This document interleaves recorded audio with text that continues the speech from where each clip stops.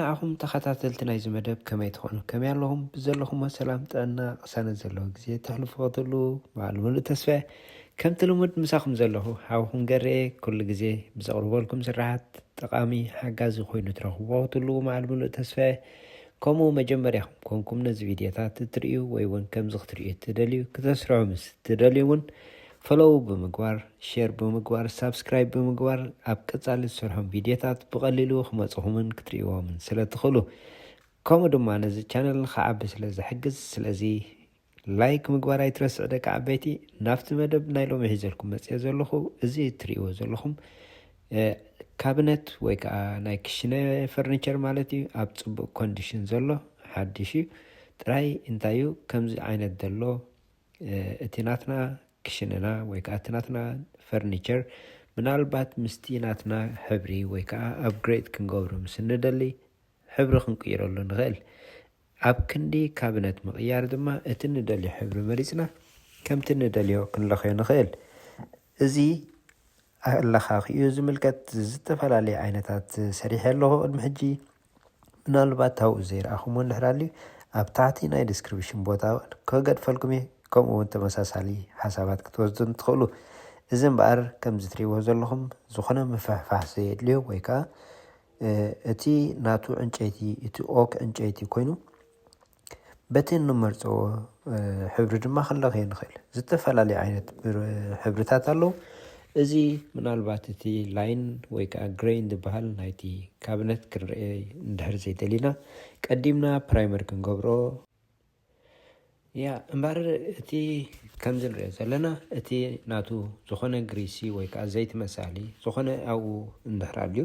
ቀዲምና በቲ ዲግሪሰር ጌርና ብምውልዋል እሱ ንምንታይ ዝጠቕመና ሕብሪ ኣብ ዝኾነ ልዕሊ ዘይቲ ዘለዎ ነገራት ወይ ከዓ ቅብኣት ዘለዎ ነገር ክንለኽዮ ከለና ነቲ ሕብሪ እንታይ ይገብሮ ይነፅጎ እሞ መዓዝ ይኣብየና ማለት እዩ ስለዚ ብግቡእ ነቲ ዘሎ ሰርፌስ ወይ ከዓ እቲ ክንለኽዮ ደሊና ዘለና ብግቡእ ብዲግሪሰር ጌርና ስፕሬይ ወይ ከዓ ዝኾነ መወልወሊ ጌርና ኣፅሪና ቅድሚ ምልካይና ንምልካይ ሬዲ ንገብሮ ማለት እዩ እዚ ነቲ ናቱ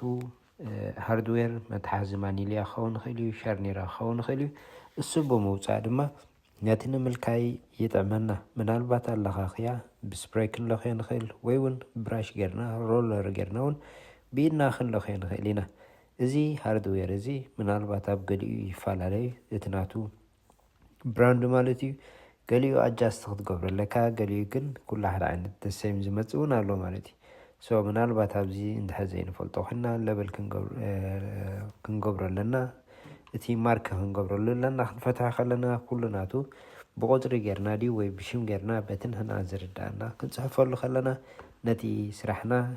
የቕልለልና ማለት እዩ ምክንያቱ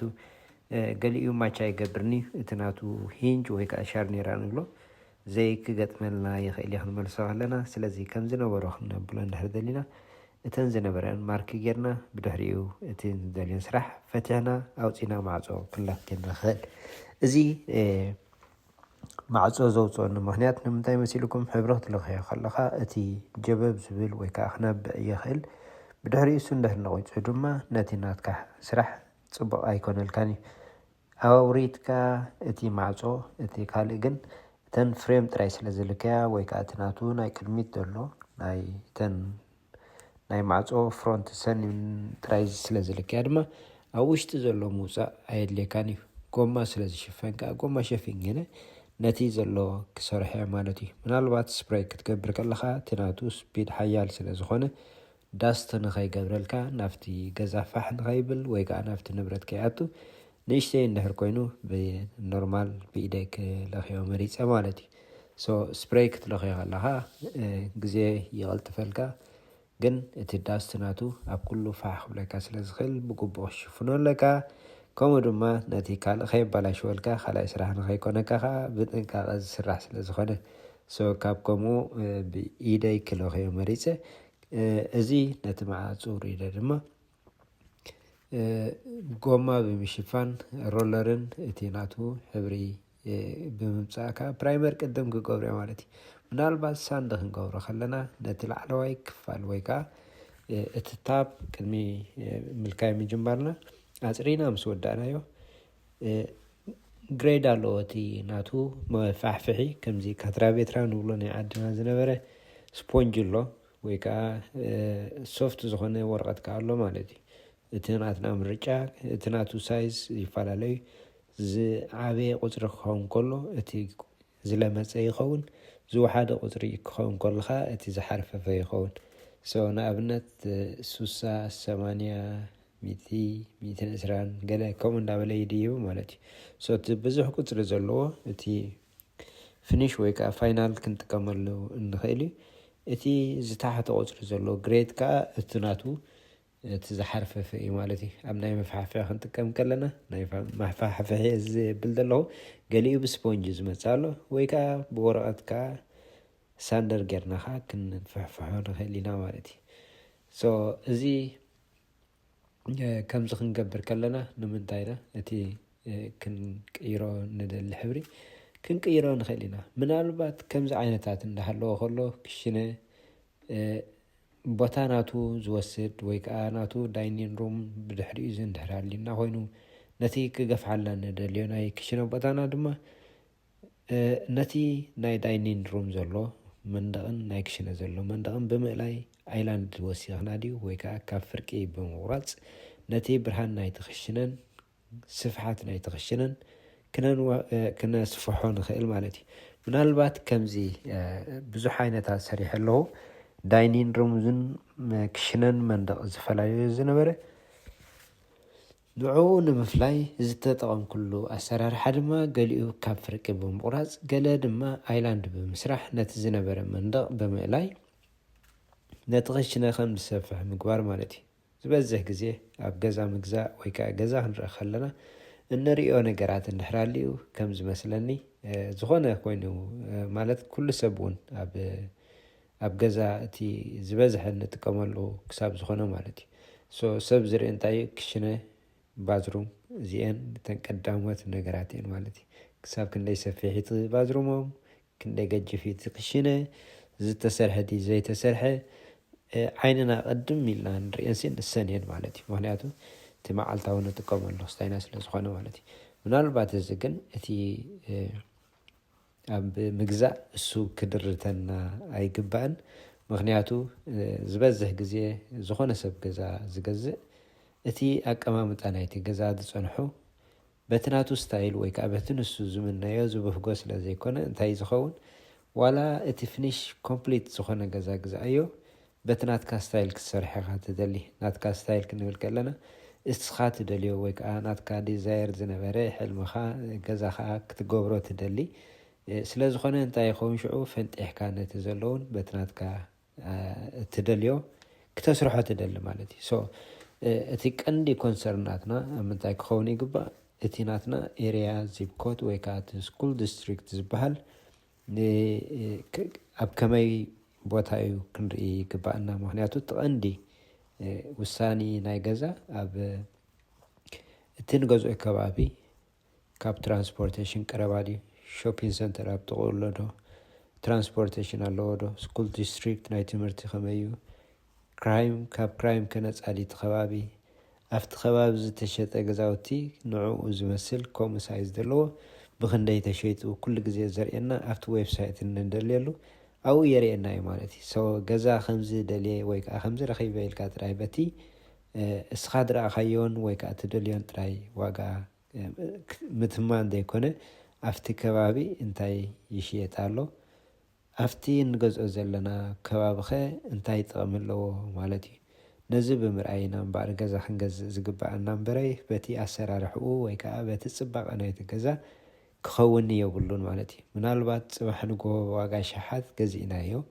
እቲ ገዛ ከዓ ኮምፕሊት ፊኒሽ እንድሕር ኮይኑ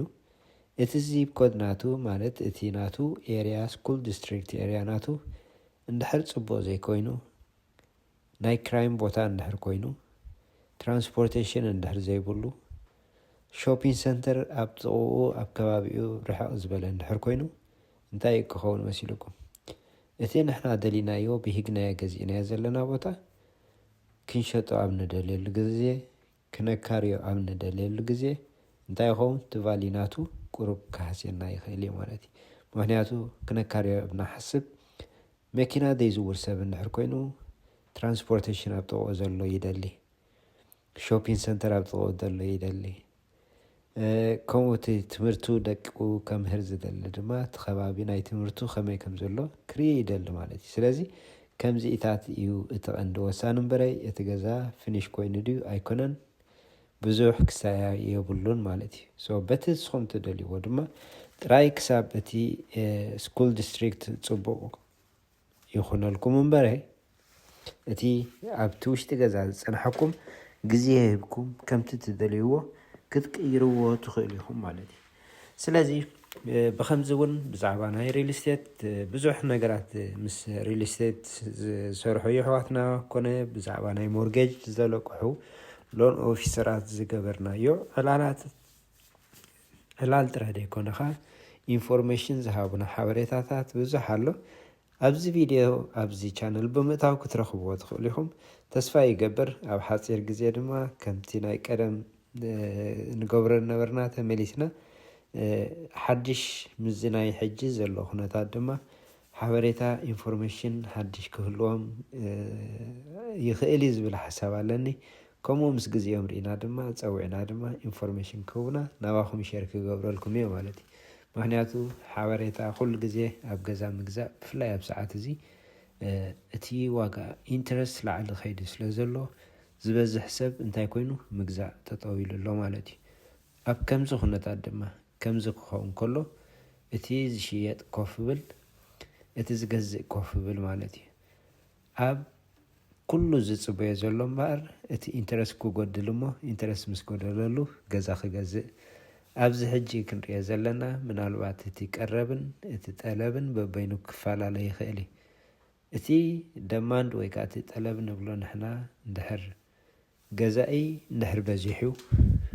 ቀረብ ክህሉ ኣለዎ ማለት እዩ። ሸያጢ ከዓ ክህሉ ኣለዎ። ሸያጢ እንድሕር ውሒዱ ገዛኢ እንድሕር በዚሑ እንታይ ይኸውን እቲ ገዛ ናብ ኦክሽን ይቕየር። ዝበዝሕ ሰብ ክገዝእ ደልዩ ስለ ዘሎ ጨረታ ዳርጋ ይኸውን ማለት እዩ። እሱ ጥራይ ዘይኮነ ድማ እቲ ዋጋ ከዓ ኢንተረስት ክጎድል ከሎ እቲ ዋጋ ናይቲ ገዛ እውን ይውስኽ ማለት እዩ። ስለዚ ኣብ ከምዚ ዓይነታት እንድሕር ክሳይ ርኢና እንድሕር ክንገዝእ ንኽእል ኮይና እቲ ናትና ስራሕ እንድሕር ዘኽእለና ኮይኑ እቲ እንገዝኦ ሕጂ ኣብ ዝወርደሉ ግዜ ድማ እንታይ ክንገብሮ ንኽእል ኢና ፅቡቕ ኢንተረስት እንድሕር ወሪዱ ሪፋይናንስ ብምግባር ልክዕ ከምቲ ዘሎ ኢንተረስት ዝቕየር ከምኡ ትቅይርዎ ትኽእሉ ማለት እዩ። ኣብ ኩሉ ዝፅበዮ ድማ እንድሕር እቲ ዝሽየጥ ገዛ ውሒዱ ወይ ዝሽየጥ ተዘየለኻ ከምኡ ኣንጻር ይኸውን ኣሎ ማለት እዩ። ስለዚ ኣብ ከምዚኢታት ምስ ሪል ስቴት ዮም ኣብ ከምኡ ዝነጥፉ ሰባት ብምርኻብ እቲ ዘለኩም ሓሳብኩም ኣብ ምግዛእ ገዛ ዘለኩም ርድኢት ክተዕብይዎን ክተስፍሕዎን ትኽእሉ ማለት እዩ። እዚ ከምዚ ትሪእዎ ዘለኹም እቲ ስራሕ ኣይረሳዕናዮን ኣብ ፕራይመር ተገይሩ ፕራይመር ለኸ ከምኡ ድማ ኣብ ሕብሪ ምልካይ ጀሚረዮ ኣለኹ ማለት እዩ። ፕራይመር ምናልባት እቲ ናይ ዕንጨይቲ ኩሉ ግዜ ዝብሎ ክንደይ ዓይነታት ሕብሪ ኢኹም ትፈልጡ ዝብላ ማለት እዩ። ሕብሪ ብዙሕ ዓይነታት ሕብሪ ኣሎ። ኣብ ዓድና ንፈልጠን እንድሕር ኮይነን ኖራ እቲ ኖራ ቦያ ቨርኒች እዚአን ሰለስተ እየን ማለት እዩ። ቨርኒች ማለት እቲ ናይ ማይ ድሕፀቢ፣ ቦያ ማለት ከዓ እቲ ኖርማል ሕብሪ፣ ኖራ ከዓ እታ ናይ ፕራይመር ንለኸያ ዝነበርና እዚአን ይዝክር ማለት እዩ። ኣብ ስደት ምስ መፀና ግን ኣዲኦም ተቆፀሮም መዓት እዮም ዘለዉ ግን ካብኡ ንናብኡ ፕራይመር ክንብል ከለና ኦይል ቤዝ ኣሎ፣ ኖርማል ፕራይመር ኣሎ። ኦይል ቤዝ ፕራይመር ንምንታይ ዝጠቕመና ከምዚ ማይ መሳሊ ዝኾነ ራስቲ ዝገበረ ነገር እንድሕዳልዩ ንዕኡ ንኸጥፍእ ዝሕግዘና እዩ ማለት እዩ። ኪልዝ ዝብል ኣሎ ኣብ ናይ ትኪ ኮነ ኣብ ናይ ስሞክ ኮነ ወይ ከዓ ዝኾነ ናይ ማይ ዘለዎ ራስቲ ዘለዎ ላይም ዝኾነ ድራይ ወልዲ መንደቕ ድዩ ይኹን ንዕኡ ንምጥፋእ ዝሕግዘና እዩ ማለት እዩ። ፕራይም ብምግባር ከዓ ከምዚ ትሪእዎ ዘለኹም ድሓር ናብቲ ሕብሪ መፅሕ ሕብሪ ክንብል ከለና ድማ ሳጥን፣ ኤክሸል፣ ሰሚግሎስ፣ ግሎስ ዝብሉ ኣለዎ ማለት እዩ። እዚኦም ሕጂ እቲ ፍላት ክንብል ከለና ኩሉ ግዜ ኖርማል እዩ እቲ ዋይፕ ዝኸውን ኣይኮነን ማለት እዩ ኤግሼል ክንብል ከለና ሕርፍፍ ዝበለ ኮይኑ ግን ዋይፕ ክንገብሮ ንኽእል ኢና ሳጥን ዝበሃሉ ሰሚግሎስ ግሎስ እዚኦም በቢ ናቶም ይኸዱ ማለት እዩ ሳጥን እቲ ማእኸላይ ሻይን ዝኾነ ዋይፕ ክንገብሮ ንኽእል እዩ እቲ ግሎስ ሰሚግሎስን እቶም ሃይ ናይ ሻይን ናይ ምዃን ባህሪ ዘለዎ ግን ኣብ እቲ ናትና መንደቕና እንድሕር ስሙዝ ዘይኮይኑ ወይ ከዓ እቲ ናቱ ወዳዳ ዝኾነ ምልክት እንድሕር ኣልዎ ኮይኑ ፍቲ መንደቕ ራይድ ወይ እሱ ሻይን ስለ ዝገብር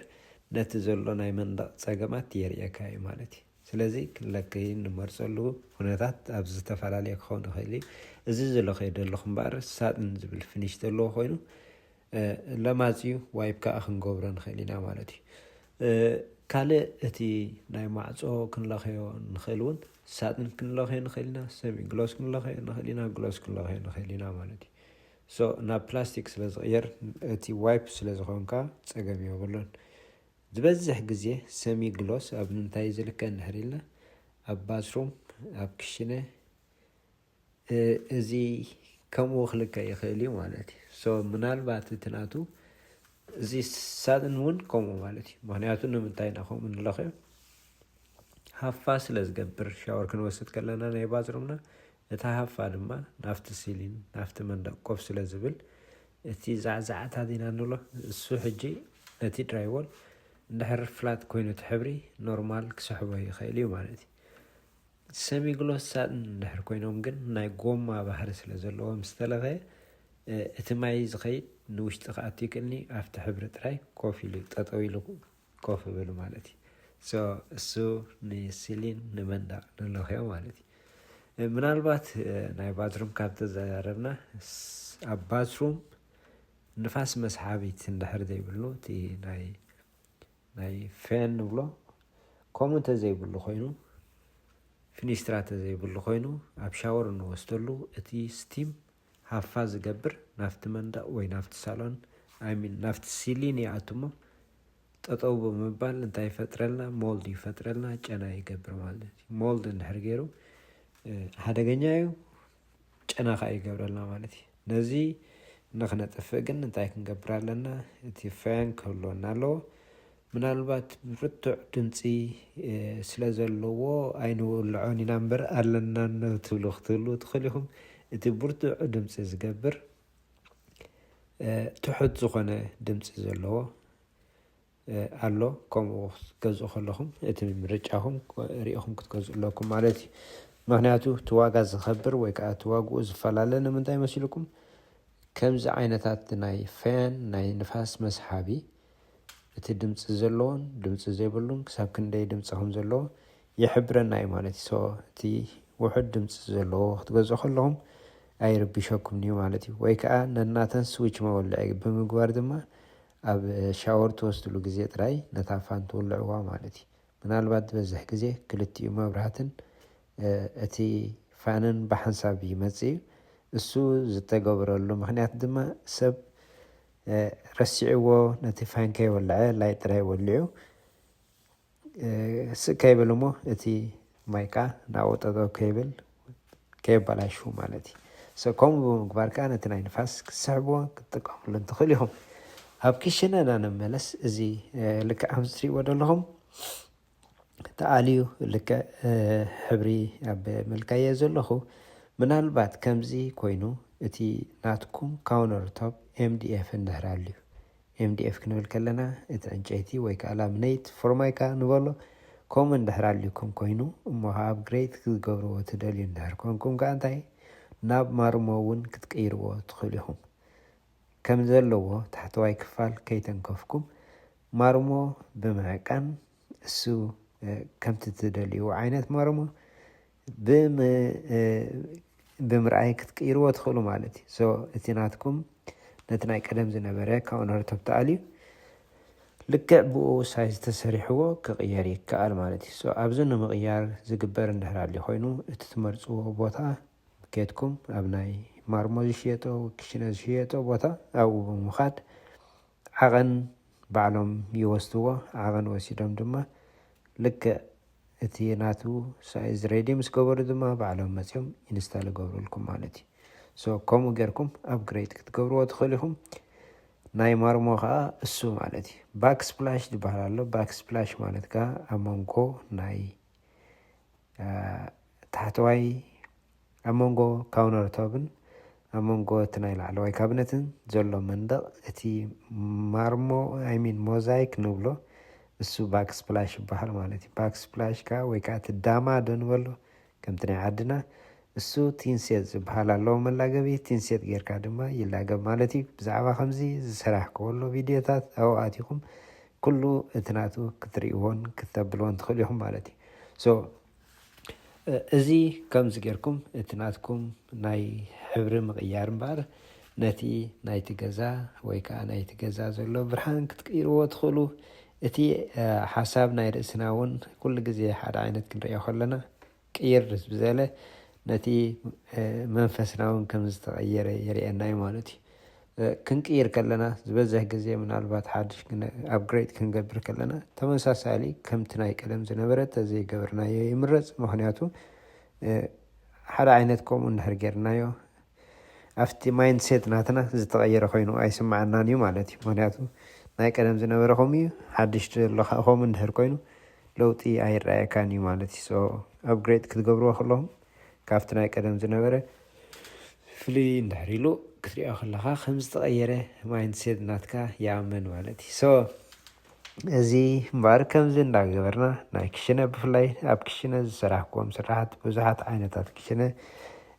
ካቢነት ክንብል ከለና ናይ ቀደም ዝነበረ ካስተም እዩ ካስተም ከዓ እንታይ እዩ በቲ ናቱ ሳይዝ መፂኦም ዝተሰርሐ እዩ ነይሩ ናይ ሎሚ ዝመፅእ ዘሎ ድማ ዝተፈላለየ ዓይነት ቁመት ዘለዎ ቁመት ክብል ከለኹ ነቲ ናይ ላዕለዋይ ዎል ካቢነት ማለት እዩ 24